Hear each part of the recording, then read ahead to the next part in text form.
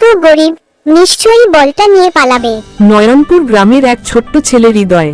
তার পরিবার খুব ধনী নয়, কিন্তু হৃদয়ের স্বপ্ন খুব বড়। আজ তার জন্মদিন। বাবা অনেক কষ্ট করে তাকে একটা লাল বল কিনে দিয়েছেন। চকচকে, গোল, একদম নতুন। হৃদয় বলটা হাতে নিয়ে বারবার তাকাচ্ছে। তার চোখে এমন আনন্দ, যেন সে পুরো পৃথিবী পেয়ে গেছে। সব সুখ বড় নয়, কিছু সুখ ছোট্ট লাল বলেও লুকিয়ে থাকে। বিকেলে হৃদয় মাঠে যায়। মাঠে আরো অনেক বাচ্চা খেলছে। হৃদয় গর্ব করে বলল, দেখো, এটা আমার নতুন বল। সে বলটা ছুঁড়ে দেয় আকাশে। বলটা রোদে চকচক করে। সবাই মুগ্ধ হয়ে তাকিয়ে থাকে। হৃদয়ের মনে হয় আজ সে সবচেয়ে ভাগ্যবান ছেলে। হঠাৎ সে একটু বেশি জোরে বল ছুঁড়ে দেয়। বলটা মাঠ পেরিয়ে গড়িয়ে যায় একটু দূরের নোংরা ড্রেনের পাশে।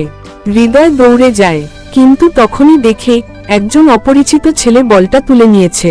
ছেলেটার জামা ছেঁড়া, পায়ে জুতো নেই, মুখে ক্লান্তির ছাপ। হৃদয়ের বুক ধড়ফড় করতে থাকে। সে কি আমার বলটা নিয়ে যাবে? হৃদয় দূর থেকে তাকিয়ে থাকে। তার মাথায় নানা চিন্তা ঘুরতে থাকে। ও তো গরিব, নিশ্চয়ই বলটা নিয়ে পালাবে।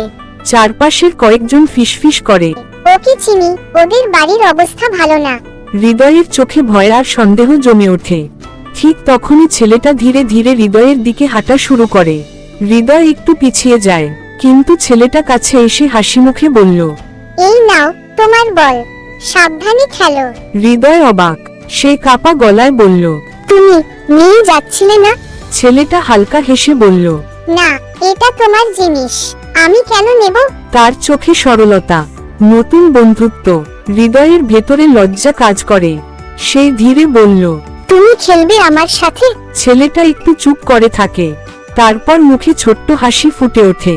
দুজন একসাথে মাঠে দৌড়াতে শুরু করে। বলটা আবার আকাশে উঠে যায়। এবার সেটা শুধু একটা বল নয়, এটা দুইজনের বন্ধুত্বের সেতু।